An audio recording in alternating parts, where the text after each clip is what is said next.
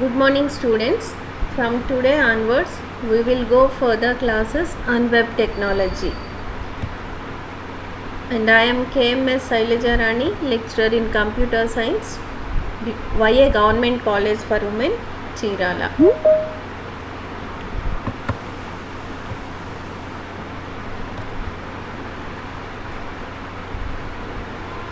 In web technologies, the first topic is HTML, XML and WWW. In this chapter, we will learn the objectives as the what is HTML, what is XML and what is WWW. First of all, we will see the HTML. HTML is nothing but a method of describing the format of documents which allows them to be viewed on the computer screen. It is nothing but the global publishing format of the internet, and the expansion of HTML is hypertext markup language. మనము డాక్యుమెంట్స్ని computer screen మీద చూడడానికి కావలసిన global publishing ఫార్మేటే nothing but the HTML. హెచ్టిఎంఎల్ని use చేసి డాక్యుమెంట్స్ని web పేజెస్గా మనము internet ద్వారా పబ్లిష్ చేయడానికి ఉపయోగపడుతుంది. HTML documents web browsers display చేస్తాయి అండ్ సింపుల్ టెక్స్ట్ ఫైల్స్ నుంచి మనం complex multimedia sound, moving images, pictures, Java యాప్లెట్స్, డైనమిక్గా వర్క్ చేసే పేజెస్ వరకు కూడా, కాంప్లెక్స్ పేజెస్ వరకు కూడా హెచ్టిఎంఎల్ని యూజ్ చేసి మనము డెవలప్ చేయొచ్చు. ఇకపోతే ఇక్కడ మనం ఇంటర్నెట్ అంటున్నాం. What is internet? ఇంటర్నెట్ అనేది ఒక గ్లోబల్ ఫినామినా. ఇది డాక్యుమెంట్స్ని సర్వర్స్ నుంచి బ్రౌజర్ క్లయింట్స్ ద్వారా ఏ లొకేషన్లో ఉన్న వాళ్ళకైనా కూడా ప్రొవైడ్ చేయడానికి ఉపయోగపడే global phenomena is nothing but the internet. అందుకని ఇంటర్నెట్ డెఫినిషన్స్ ఏమని చెప్తున్నాం? Internet is a global phenomena which can provide documents from servers across the world to browser clients which can be in any location. So HTML was developed by the Tim Berners-Lee when he is working in CERN laboratories. CERN, in the European Center of the Particle of Physics, he developed the HTML. Next, అంటే HTML హిస్టరీని కనుక మనం కొంచెం చూసినట్లయితే first డైరెక్ట్గా HTML అనేది develop అవ్వలేదు. So first ఎస్జిఎంఎల్ develop చేశారు. ఎస్జిఎంఎల్ expansion ఏంటి అంటే standard general markup language. So ఈ ఎస్జిఎంఎల్ తర్వాత నెమ్మదిగా గ్రో అప్ అయ్యి హెచ్టిఎంఎల్గా వచ్చిందనమాట. కాబట్టి HTML is the application of the ఎస్జిఎంఎల్.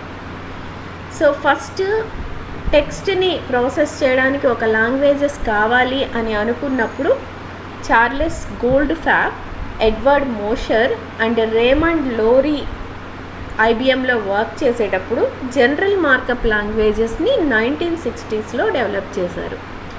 ఆ తర్వాత 1978లో అమెరికన్ నేషనల్ స్టాండర్డ్ ఇన్స్టిట్యూట్ ఒక కమిటీని సెటప్ చేసి టెక్స్ట్ ప్రాసెసింగ్ లాంగ్వేజెస్ కావాలి అని చెప్పింది.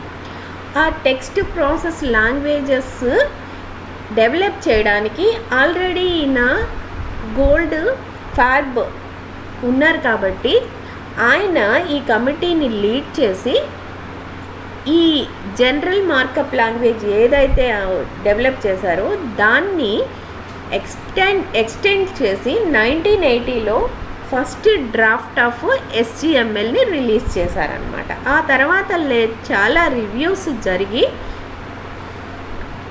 1985లో రిలీజ్ అయింది. సో అలా డెవలప్ చేసి అంటే HTML is nothing but the SGML యొక్క అప్లికేషను. దాని మీద చాలా రివిజన్స్, రివ్యూస్ జరిగాయి. ఆ తర్వాత ఫైనల్గా హెచ్టిఎంఎల్ స్టాండర్డ్స్ రిలీజ్ అయ్యాయి అన్నమాట. ఈ HTML స్టాండర్డ్స్ని క్రియేట్ చేసే ఒక ఇంట్రెస్టెడ్ గ్రూప్ అండ్ ఆర్గనైజేషన్ని మనం ఏమంటాము అంటే W3C అంటాము. W3C is nothing but the WWC అంటే world wide web consortium. So వీళ్ళు యాక్సెప్ట్ చేసిన 3 అఫీషియల్ స్టాండర్డ్స్ ఏంటి అంటే HTML version 2, it was released in 1994 and ఇదే మనకి ఇప్పుడు ఆల్ బ్రౌజర్కి ఆదరింగ్ టూల్స్కి సపోర్ట్ చేసే బ్యాక్వర్డ్ కంపాటబిలిటీ ఇచ్చేది HTML version 2.0 అనమాట. Next version HTML version 3.2. ఇది 1996లో చాలా ఎడిషనల్ యూస్ఫుల్ ఎడిషన్స్తో ఇది రిలీజ్ అయింది. And HTML version 4 was ratified towards the end of the 1997 and slightly amended in the late 1999.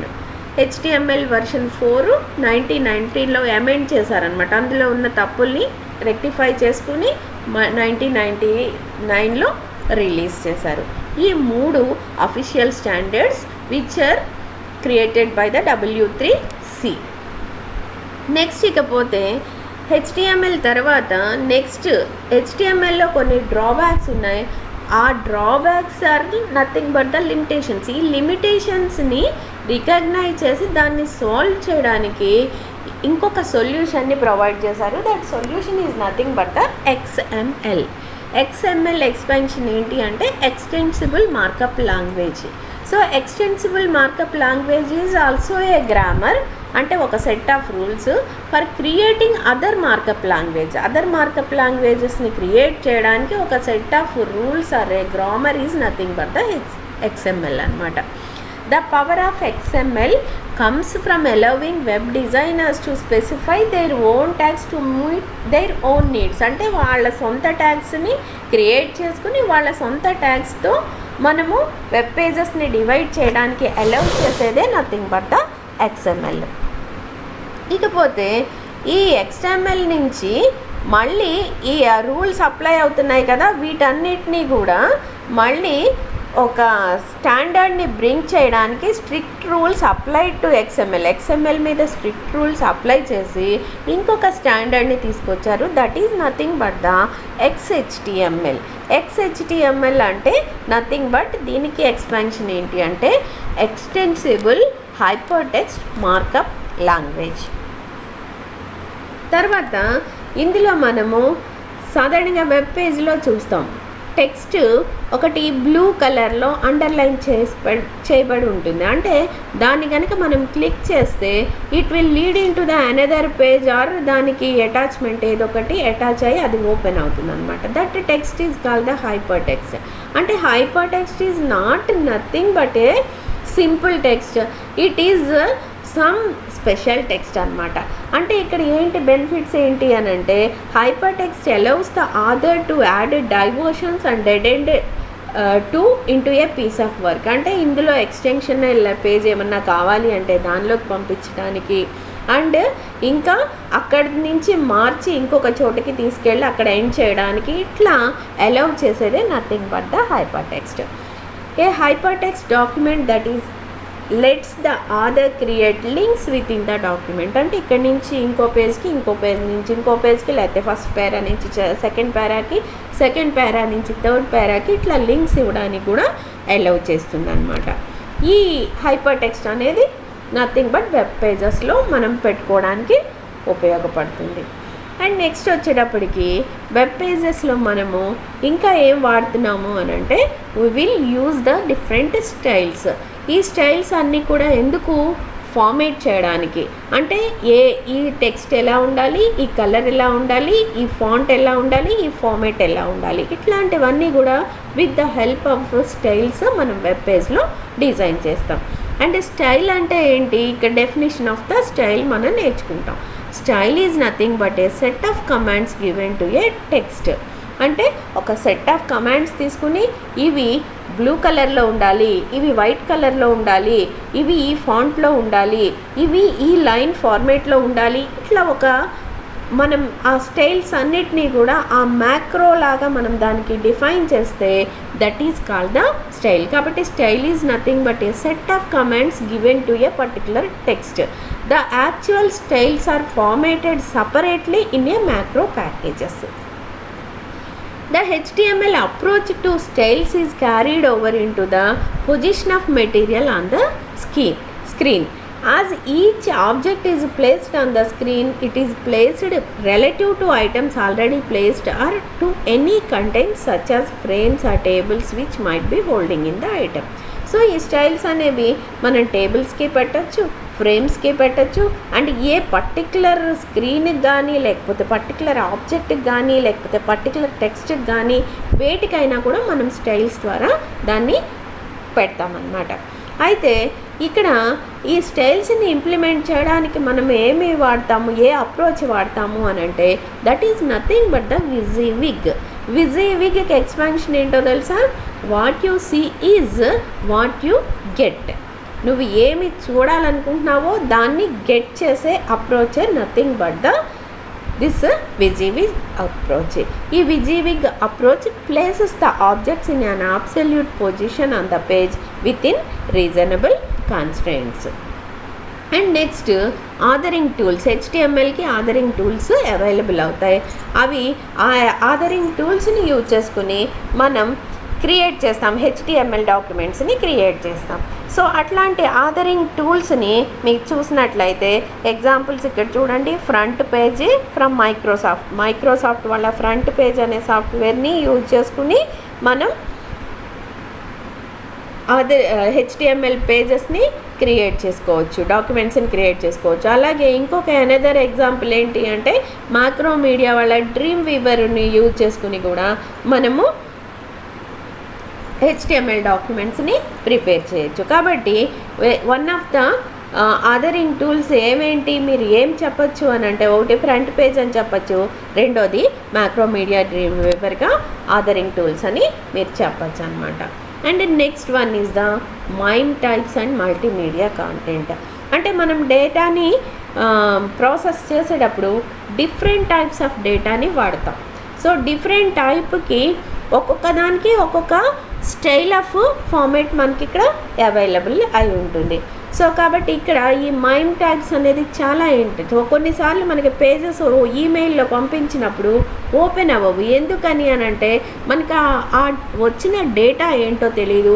ఆ టైప్ ఆఫ్ డేటాకి ఆ type of plugin or helper applications మనం వాడితేనే వాటిని ఓపెన్ చేసుకోగలుగుతాం అన్నమాట.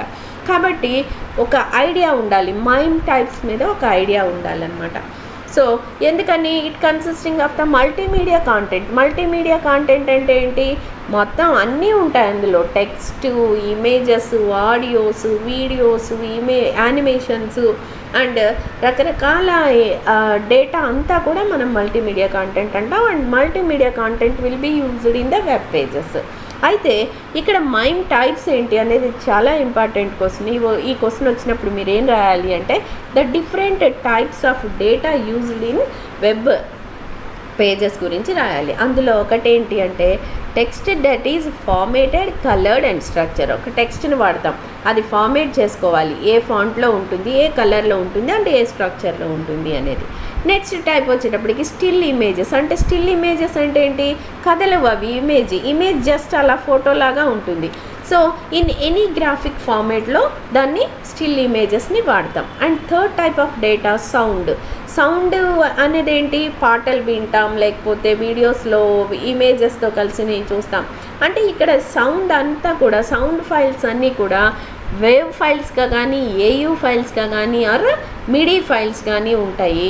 లేకపోతే సిడి క్వాలిటీ ఆడియో కనుక మనం తీసుకున్నట్లయితే అవి ఎంపీజీలో కంప్రెస్డ్ అయిన ఫార్మేట్లో మనకి కనిపిస్తూ ఉంటాయి అన్నమాట.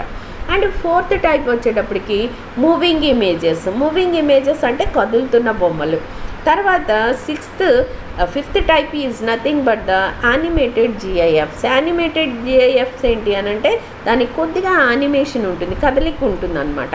అలాంటి జిఐఎఫ్స్ని కనుక తీసుకున్నట్లయితే QuickTime movies made using Apple technology, MPEG compressed video Shockwave movies and created using Director of macro మీడియాతో చేసినవి, ఇవన్నీ కూడా యానిమేటెడ్ జిఐఎఫ్స్కి examples. And next 6th type తీసుకున్నట్టయితే files for download using file transfer protocol. FTP ప్రోటోకాల్ని ఎఫ్టీపీని use చేసుకుని మనం ఏ ఫైల్స్ని అయితే డౌన్లోడ్ చేస్తున్నామో ఆ files. And next Java applets. ఇదంతా కూడా ఈ టైప్ ఆఫ్ డేటా అంతా కూడా మనం మల్టీమీడియా కంటెంట్గా వెబ్ పేజెస్లో మనం వాడతామన్నమాట. ఓకే, నెక్స్ట్ ఇకపోతే మైమ్ అంటే ఏంటి అని అంటే nothing but the multipurpose internet mail extensions.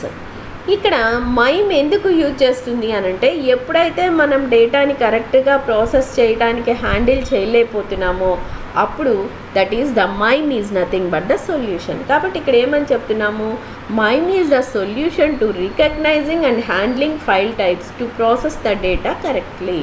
అంటే ఓపెన్ అవ్వలేదు అని అంటే ఎందుకు ఓపెన్ అవ్వట్లేదు, ఇది ఏ టైప్ ఆఫ్ డేటా అండ్ దీనికి ఏం కావాలి అనేది మైమ్ చూస్తుంది అన్నమాట.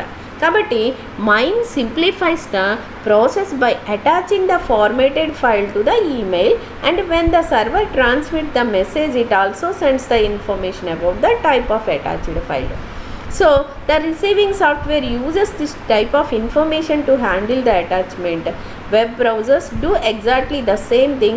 When they get the MIME complaint file, they decode the MIME information band, use it either to process the file themselves or to launch an external application to process of the data. ఎప్పుడైతే అది ఆ mime additional attachment కూడా ఇస్తుందో ఇది ఏ type of ఏదైతే complaint వచ్చిందో వెంటనే అది ఓపెన్ చేసి చూసి దీనికి ఏం చేయాలి అనేది ఇన్ఫర్మేషన్ తీసుకుని దాని ప్రకారం ప్రాసెస్ చేస్తుంది. కాబట్టి it is nothing but the solution to recognize and handling different types of files of the process to process the data correctly. And next last topics మనము ఈ ఇందులో WWW and HTML and XML చాప్టర్లో మనం నేర్చుకునేది ఏంటి అంటే helper applications and plugins. Helper applications అంటే ఏంటి అని అంటే these are nothing but the ordinary programs which can used for the help. అంటే ఇక్కడ ఏం చేస్తాము, సపోజ్ మనం పెద్ద ఫైల్ అయిందనుకోండి, సో దాన్ని ఏం చేస్తాము, అది మామూలుగా పంపించాలి అంటే ఈమెయిల్లో వెళ్ళదు, అలాంటప్పుడు ఏం చేస్తాం, దాన్ని జిప్ చేస్తాం.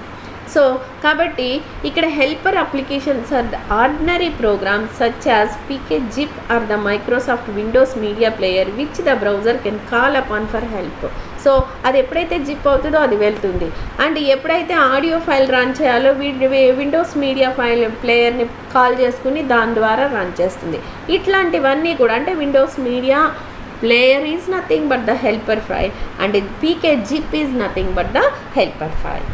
ఇకపోతే next plugins are nothing but small application which handle specific data types and which may either run as standalone application or embedded within the browser.